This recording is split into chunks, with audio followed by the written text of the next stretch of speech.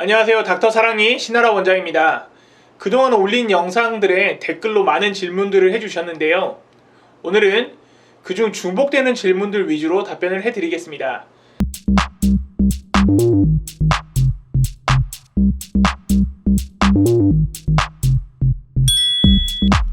먼저 흡연 음주에 대한 질문들이 많네요. 물론 완전히 회복될 때까지 안 하시는 게 제일 좋습니다. 너무 하고 싶으셔도 최소한 일주일 정도는 꼭 피해주세요. 흡연은 극심한 통증을 유발하는 드라이 소켓의 주요 원인 중 하나이기 때문에 특히 조심하셔야 합니다. 나이가 들수록 치아와 뼈의 경계가 점점 불명확해져서 서로 단단하게 붙게 되는데, 이를 쉽게 전달하기 위해 뼈가 단단해진다고 표현한 겁니다. 대개 20대 중후반이 넘어가면서부터 치아와 뼈가 단단하게 붙어 발치 난이도가 올라간다고 보시면 됩니다. 사랑니가 잇몸을 뚫고 나왔다면 당연히 발치하시는 게 좋습니다. 잇몸을 아직 뚫고 나오지 않았더라도 치조골 밖으로 뚫고 나온 경우에는 잇몸 사이의 틈으로 음식물이 고이면서 감염 및 충치 발생 가능성이 있으니 발치하시는 게 좋습니다. 사랑니가 뼈 속에 얌전히 있는 경우라면 그냥 두셔도 됩니다. 난이도가 높은 사랑니를 발치할 때 발치 후 사랑니 주위 근육들이 같이 붙게 되면 입을 벌릴 때 근육통으로 인해 잘 벌어지지 않는 경우가 있습니다. 대개 1, 2주 정도의 시간이 지나면 점점 벌어지니 조금 기다리시면 됩니다. 현재 잘 벌어지지 않는다고 통증을 참고 무리해서 입을 벌리면 오히려 근육에 손상을 입을 수 있습니다. 가벼운 가글은 괜찮지만 강하게 하는 것은 봉합 부위에 자극이 되니 피해주세요. 발치 당일 출혈은 1, 2일 정도는 지속될 수 있습니다. 거즈에 묻어나오는 정도의 출혈은 너무 걱정하지 않으셔도 됩니다. 만약 출혈이 계속 지속되거나 출혈량이 많아진다면 치과에 내원하셔서 확인해 보시는 게 좋겠습니다. 사랑니 발치 후 앞의 어금니는 일시적으로 예민하게 통증이 생기는 경우가 있습니다.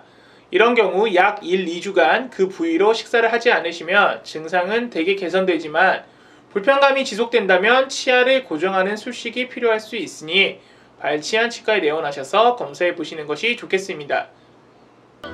드라이 소켓은 매우 심한 통증을 동반하기 때문에 바로 아실 겁니다.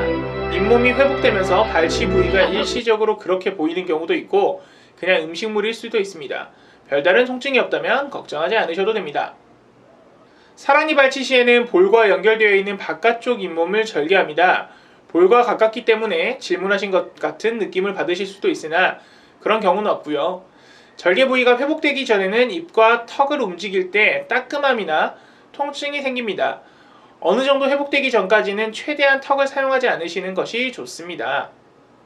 사랑니는 4개가 나오는 게 일반적이긴 하지만 그보다 적게 나오는 경우도 많이 나오는 경우도 있습니다. 사랑니가 8개 나시는 분도 있습니다. 문제가 생긴다면 어쩔 수 없이 한 번 더 발치하셔야 합니다. 나이가 어린데 사랑니가 났다고 하시는 분들이 생각보다 많으시네요. 치아는 크게 전치, 소구치, 대구치로 구분하고 이렇게 위치합니다.